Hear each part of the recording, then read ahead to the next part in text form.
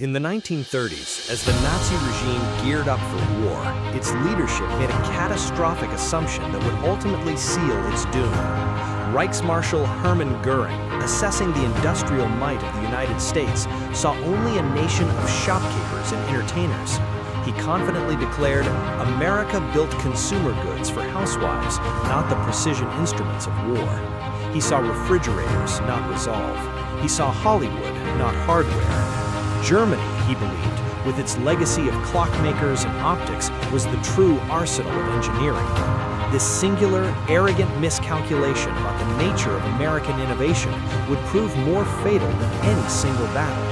What Goering dismissed as frivolous consumerism was, in reality, a hidden forge, quietly crafting the weapon that would win the war. But it wasn't a tank, or a plane, or a bomb. It was something far more subtle and far more revolutionary. To grasp how America blindsided the Third Reich, we must look at a decision made by Nazi high command long before the first shots were fired. They looked at the United States, a sprawling nation seemingly obsessed with cars and cinema. Goering was their most vocal critic, sneering to his inner circle. Americans were consumers, not creators of martial technology. They lacked the deep-rooted culture of precision manufacturing, the generations of discipline Germany possessed. The German state championed its chemical titans, its legendary optics firms. Germany was the world's engineering powerhouse. America was merely its department store. Goering was profoundly wrong. His vision was clouded by a prejudice that cost Germany everything. What he and the German high command failed to perceive was the unintended consequence of America's vibrant civilian radio market. It was accidentally creating a secret army of engineers. In Germany, a few elite firms produced electronics for the state, following rigid specifications without the pressure of competition. In America, it was a street fight. Dozens of companies battled fiercely for the living rooms of average families, pushing each other to create radios that were smaller, cheaper, and performed better than the next guys. It was this relentless commercial warfare that was building the industrial might which would soon equip the most connected fighting force the world had ever seen. But this technological advantage didn't start on an assembly line. It began with a lone inventor in a New York lab and a discovery so profound it would alter the very physics of conflict. Edwin Howard Armstrong was not a man of quiet disposition. He was fueled by an obsessive fire that often makes geniuses both difficult to be around and impossible to sideline. By the early 1930s, Armstrong had already gifted two foundational inventions to the world of radio: the regenerative circuit and the super heterodyne receiver. These innovations had made modern broadcasting a reality.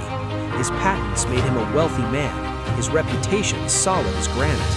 And yet he was convinced that radio's most fundamental flaw remained unsolved. That flaw was noise. Not the roar of cannons, but electrical noise. The persistent, crackling static that was the curse of amplitude modulation, or AM radio. AM technology worked by altering the strength, the amplitude of a carrier wave to represent sound. The problem was that any stray electrical energy, be it a distant lightning storm, a passing vehicle's engine, or a generator's spark, could corrupt that amplitude. It would emerge from the speaker as a burst of irritating static. For a family enjoying a concert at home, static was a nuisance, but for a soldier on a battlefield trying to whisper artillery coordinates while his own tank's engine roared and explosions shook the earth, static was a death sentence. So how could this problem possibly be solved? Armstrong didn't try to fix AM. He decided to reinvent radio from the ground up. Instead of modifying the wave's amplitude, he proposed altering its frequency. He would encode sound through tiny, swift shifts in the signal's frequency. He named his creation frequency modulation, or FM. The concept was brilliantly simple. Static and interference primarily attack a signal's amplitude. They struggle to change its frequency.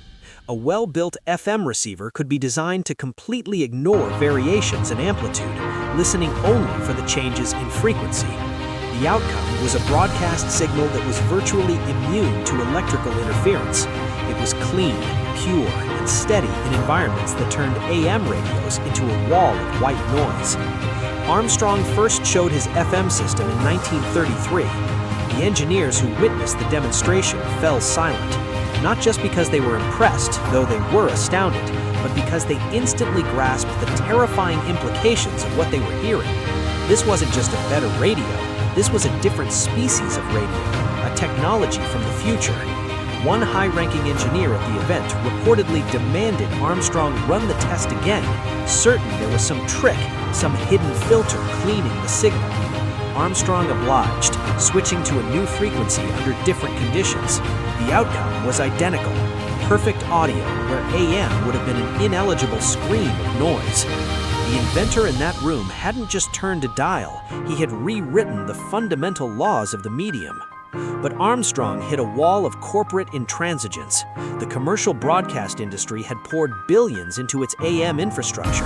The Radio Corporation of America, the industry's titan, had its own patents and future plans to safeguard. They stonewalled, delayed, and fought him at every turn. It became one of the shameful chapters in American technological history, a brilliant mind ground down by corporate politics while his world-changing invention gathered dust. In the military, however, a very different conversation was starting. In 1938, a U.S. Army Signal Corps officer, Colonel Roger Colton, came across Armstrong's work on FM. He immediately understood its military significance. Colton was not a man of theory, he was a pragmatist who lived by a simple creed. A soldier who can't communicate is a soldier who can't fight. He had seen military exercises descend into chaos as AM radios blasted static at each other. He'd witnessed tank commanders unable to hear their own platoon leaders over the electrical noise of their own vehicles. He had seen artillery strikes fail because the forward observer's radio link dissolved into static at the decisive moment. He studied the lessons of the Spanish Civil War, where communication breakdowns on both sides had led to catastrophe. His conclusion was clear and decisive. Colton made a choice that would define the course of Allied communications for the entire war. He mandated that all future U.S. military radios be built using FM. Armstrong, who had spent years fighting for his invention, offered the Army his patents completely free of charge. He just wanted to see his creation put to use. It was an act of profound patriotism, largely overlooked by history, which the U.S. military accepted with quiet gratitude. The Germans, meanwhile, were heading in the complete opposite direction. The Wehrmacht's engineers assessed FM technology in the late 1930s and dismissed it. Their arguments were that FM demanded more bandwidth, their current AM gear was field-proven, and overhauling their entire logistical network was an unnecessary logistical nightmare. There was a deeper cultural resistance, too. German military engineering valued robustness and tradition. AM was what they knew. AM was established. FM was that flashy American thing, and therefore, as per Goering's worldview, it was likely just a gimmick. That decision to stick with AM technology would come to torment every German radio operator on every front for the rest of the war. As the U.S. Army Signal Corps began to rebuild its doctrine around FM, two engineers at a Chicago company were about to create something no army had ever seen. The company was Galvin Manufacturing, and its head of engineering was Daniel Noble. He was a systematic, meticulous man, utterly convinced that radio could be made portable in ways military planners had yet to even dream of. The accepted wisdom of the 1930s was that radios were fixed installations, like furniture. They belonged in headquarters or vehicles, at the end of a wire. The idea that a lone foot soldier could carry a powerful radio was considered science fiction. Working with Noble was a Polish refugee named Henryk Magnuski. He had escaped Europe just ahead of the war, carrying with him a treasure of technical brilliance that was obvious to all his colleagues. Magnuski's special talent was for miniaturization, the painstaking craft of shrinking electronics into ever smaller spaces without degrading their performance. Together, Noble and Magnuski took on the challenge of building a backpack radio. It had to go wherever a soldier could go, survive what he survived, and weigh what he could carry. The product of their genius was the SCR-300. It ran on FM, as per Colton's mandate.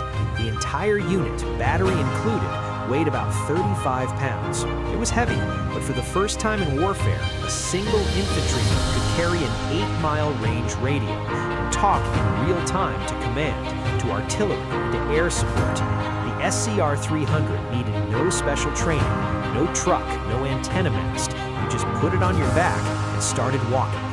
When the Army tested the SCR-300, the officers weren't just pleased, they were shell-shocked.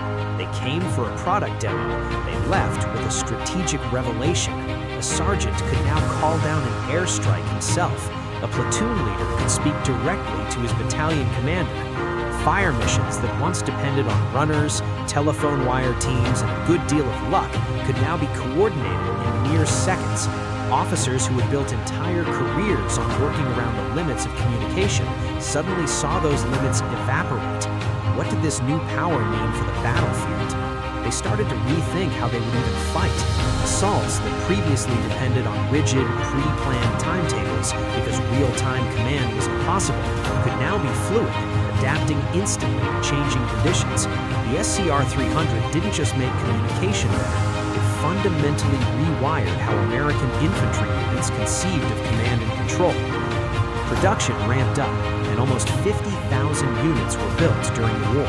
They first proved their worth in the brutal island-hopping campaigns of the Pacific, where dense jungle made laying wire a near impossible task. They were indispensable in the Italian campaign, fighting through the mud and mountains where every ridge was its own isolated battle, and coordinating units on different slopes was a nightmare.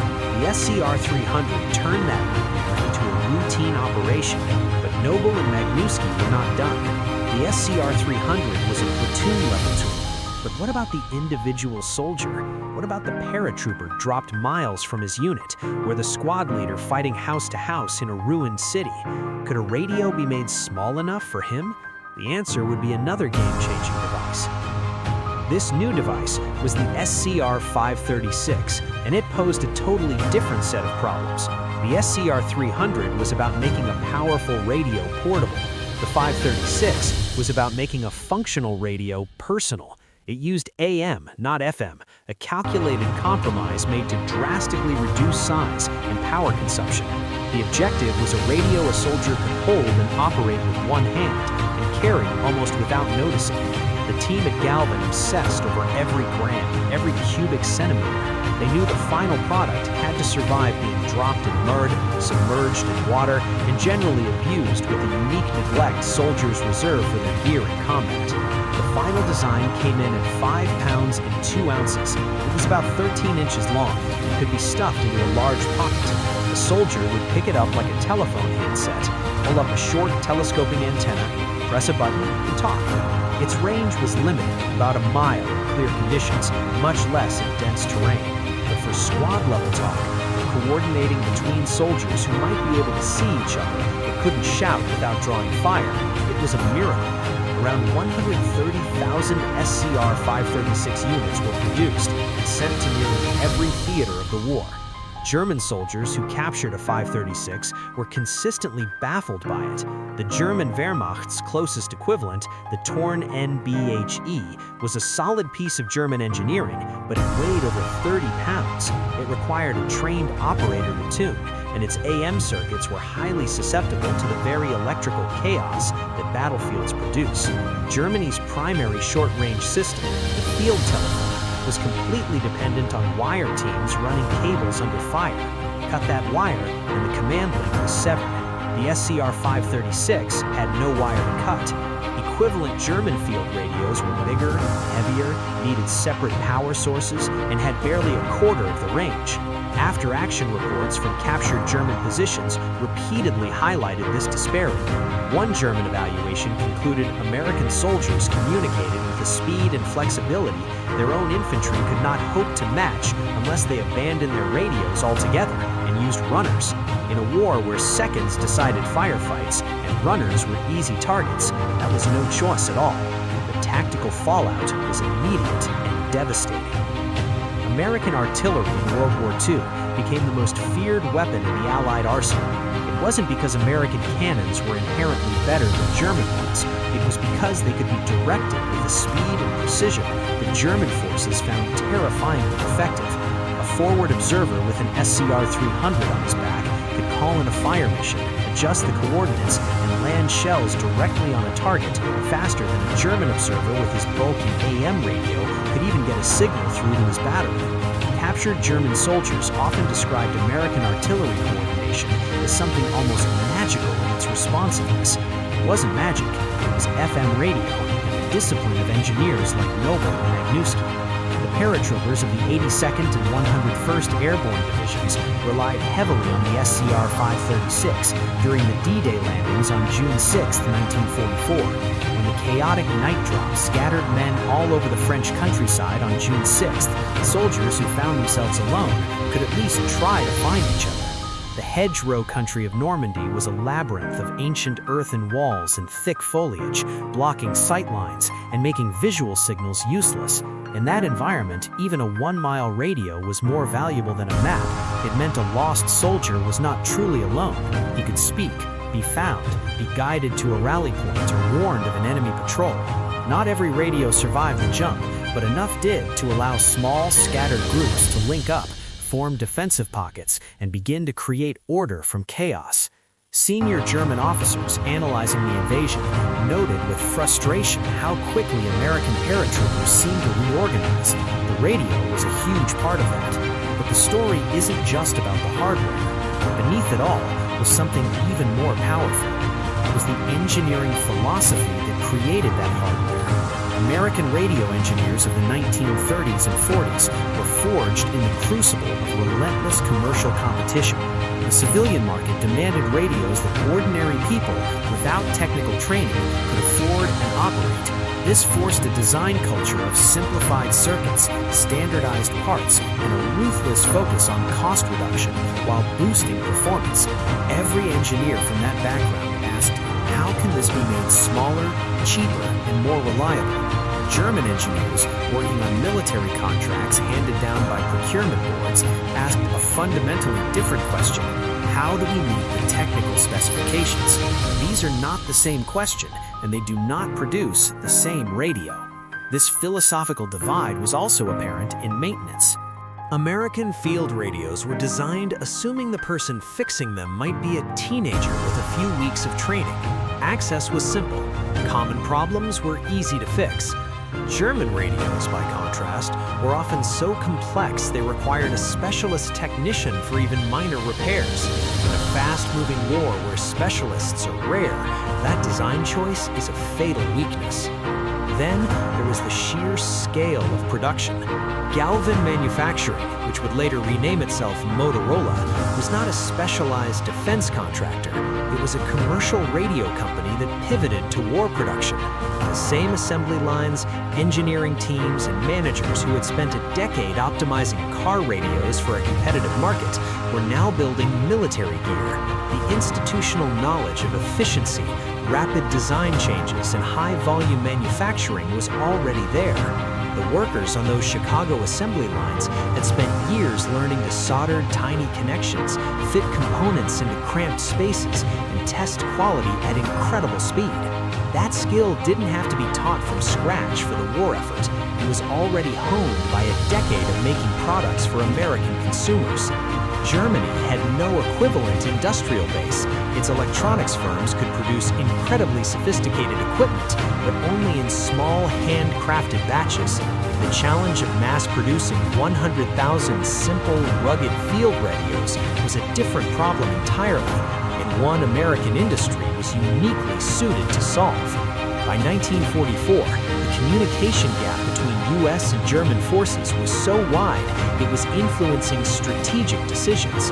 German commanders struggled to react to swift American movements because their own communication architecture was slower, less reliable, and less adaptable. American combined arms, the tight, deadly dance of infantry, armor, artillery, and air power, was built on a foundation of radio. That foundation was FM-based, portable, and dependable. The German equivalent was slower at every single link in the chain. Albert Prohn, who served as the chief of German Army signal communications, wrote a post-war analysis of the conflict. It was a brutally honest assessment from a man who had seen defeat from the inside. He wrote that American radio technology had been a decisive factor in the Allied victory. He highlighted the portability of U.S. field radios, giving their infantry a coordination ability that German forces simply could not achieve. He noted that the interference-resistant FM systems allowed American artillery to operate with a precision that consistently outclassed German counter-battery fire. He went even further, observing that the American approach, placing powerful radios in the hands of junior officers and even sergeants, reflected an organizational philosophy the German command could never copy, even if they had the equipment. In the Wehrmacht, communication authority was a slow trickle-down through rigid channels.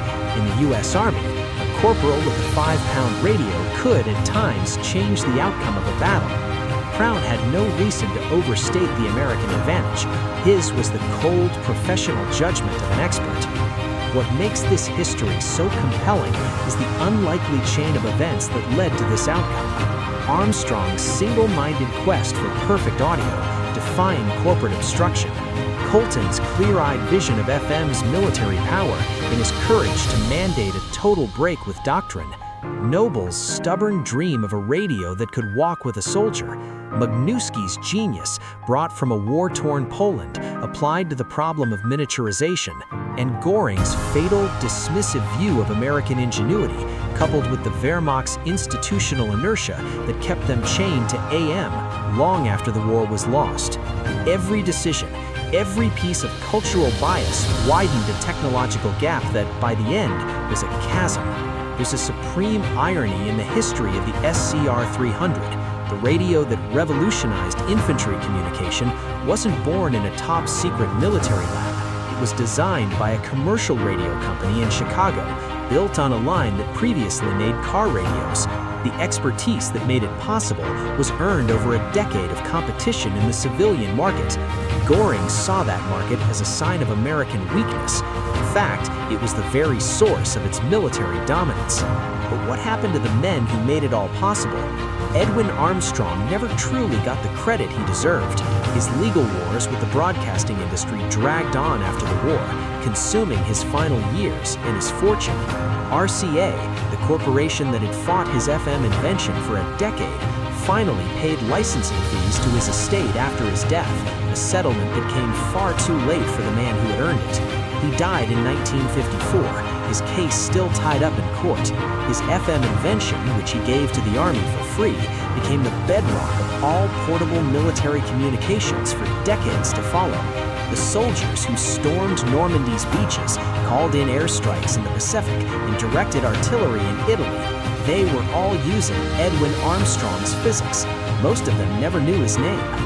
Henryk Magnuski, the refugee who brought his engineering skills to a nation fighting to stop the very tyranny he had fled, became a senior engineer at Motorola. He spent the rest of his career refining the portable radio technology he helped pioneer. His work on the SCR-300 was foundational, and his later contributions helped create the mobile communication industry that eventually gave us the cell phones we all carry today. The line from the SCR-300 to your smartphone is not a metaphor, it's a direct technical lineage. For the German soldiers who captured American radios and tore them apart in makeshift labs, the experience was profoundly disturbing. The device in their hands wasn't just a better version of their own gear, it represented a completely different philosophy of battlefield communication. It was lighter, smaller, tougher, and built on a technology their own high command had rejected. The equipment gap wasn't just about better engineering, it was a difference in assumptions about what wartime communication should even look like and who should be trusted with it.